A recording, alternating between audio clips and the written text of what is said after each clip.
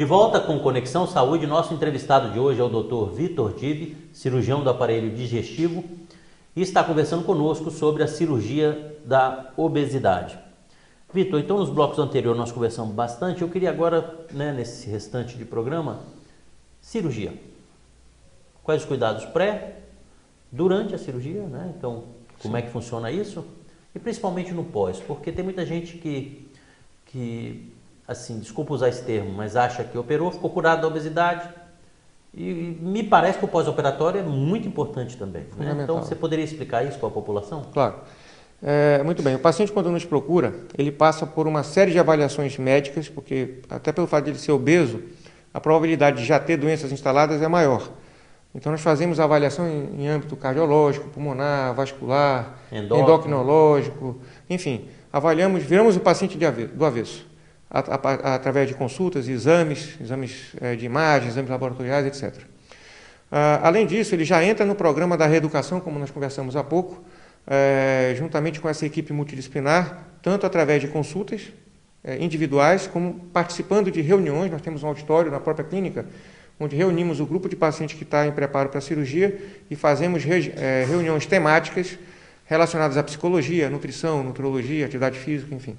Já transmitindo para esse paciente essa necessidade de mudanças e já dando algumas orientações no pré-operatório. Muito bem, o paciente estando ok, nós fazemos esse inventário, vamos chamar assim, do paciente, e no final temos um perfil dele para podermos avaliar qual a melhor técnica cirúrgica. Nós temos diversas técnicas que levam à perda de peso, então são várias as técnicas relacionadas à cirurgia bariátrica, cirurgia da obesidade. Então, a partir dessa avaliação pré-operatória, eu tenho como dizer para o paciente qual o melhor procedimento para o caso dele especificamente. Então, o paciente vai para o centro cirúrgico, nós operamos, eu diria que praticamente 100% das cirurgias que nós fazemos, elas são realizadas por videolaparoscopia, não há necessidade de grandes cortes, você faz pequenos furinhos, e hoje já fiz um treinamento, fui à Espanha algumas vezes, treinar no serviço, no Hospital Universitário em Sevilha, onde nós realizamos essa cirurgia através de apenas um único furinho no umbigo. Então não é para todo mundo, não é para todos os casos, a gente também tem que selecionar os casos, mas é possível fazer a cirurgia bariátrica através de um único orifício pelo umbigo, por videolaparoscopia. Então, aí o paciente sai da cirurgia, recebeu aquela ferramenta que nós conversamos há pouco. O apetite dele vai reduzir, né? Então, eu diria que aí é que está começando o processo, tá? Então, a perda de peso ela vai ocorrer ao longo de um ano e meio. O paciente tende a perder algo em torno de 35%, 40% do peso. Então, só para exemplificar, se o paciente pesa 100 quilos, ele deve perder algo em torno de 40 quilos ao longo de um ano. É fundamental e imperioso que esse paciente perca esse peso de forma acompanhada com essa equipe multidisciplinar, para que essa perda de peso se dê de forma adequada e nutricionalmente correta. Tá? Para que não desenvolva nenhum tipo de deficiência, nenhum tipo de desnutrição. Há técnicas onde o paciente perde um pouquinho mais a capacidade de absorver vitaminas e proteínas, em detrimento de outras técnicas onde essa perda é muito pequena. Então, ele praticamente vai absorver todas as vitaminas e proteínas que ingerir. Então, como eu te falo, tem várias técnicas, a gente tem que saber qual é a melhor para cada caso.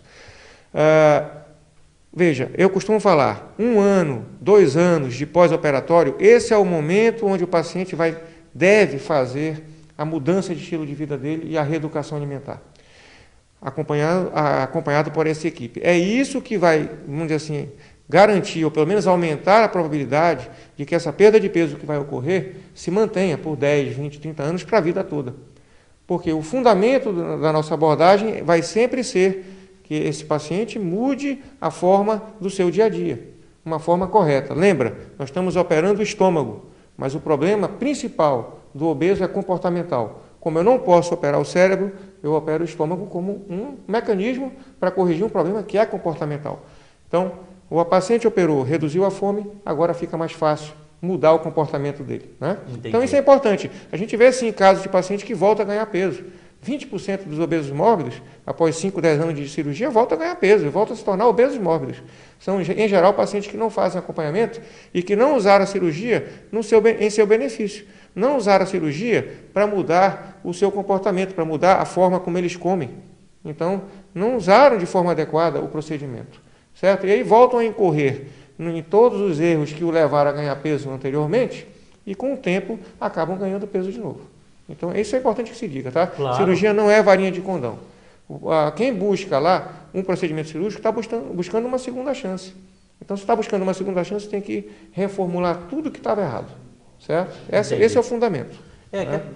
Porque às vezes as pessoas pensam que eu operei e estou curado, né? Não é.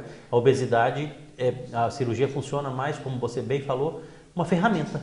Uma ferramenta, exatamente. A mais, poderosíssima, né? Poderosíssima. E sem essa ferramenta ele não ia conseguir, não é verdade? Agora, com certeza, viu? Agora, uma coisa que eu quero chamar a atenção é assim, quem está no trato da obesidade precisa estar direcionado a isso, está intimamente buscando o melhor para o seu paciente. Então, é uma cirurgia de grande porte, mas que é muito segura em equipes que estão afeitas ao tratamento da obesidade. Também é uma outra situação. Claro. A população tem muito medo, né, da cirurgia da obesidade. Vai morrer. É uma cirurgia complicada. Algumas complicações que talvez tenham ocorrido no passado, né? Eu lhe digo que hoje é uma cirurgia bastante segura e que a gente consegue fazer com toda a tranquilidade.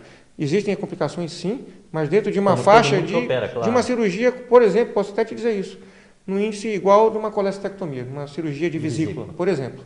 Tá? Porque o paciente é bem preparado, ele é extremamente avaliado antes da cirurgia, a equipe está afeita, está bem treinada, tanto a equipe cirúrgica como a equipe médica e multidisciplinar. Então isso é muito importante. O paciente também tem que avaliar quem ele vai buscar, né? Claro, porque isso é importante. Você tem centros que tratam adequadamente aquele determinado tipo de problema.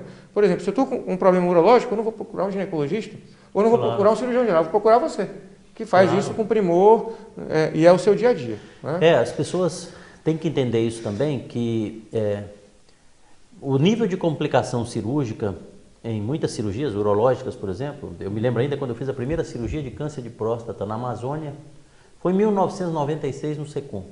Não tinha nem aspirador lá, eu fiz com compressas. Então você imagina, né? Então você busca uma cirurgia, né? Ainda mais uma cirurgia dessa como a bariátrica, que entendo eu que a cirurgia é mais problemática por causa do tipo de paciente, né? Os pacientes geralmente têm diabetes, têm problema de pressão, tanto é que são mórbidos, né? Então a maioria tem alguma doença associada, então tem uma capacidade muito grande de se complicar.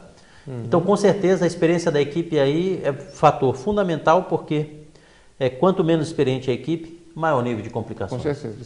Isso é diretamente proporcional em cirurgia de obesidade, em cirurgia de câncer de próstata, no que seja, não é verdade? Então assim, do meu testemunho de verdade, vocês já estão comigo há quase 5 anos, o Dr. Vitor Dib o que nós temos aí, bem treinado, tem uma experiência muito grande, é um amigo pessoal, um médico extremamente íntegro, um colega que eu agradeço muito a participação. Infelizmente a conexão chegou ao fim.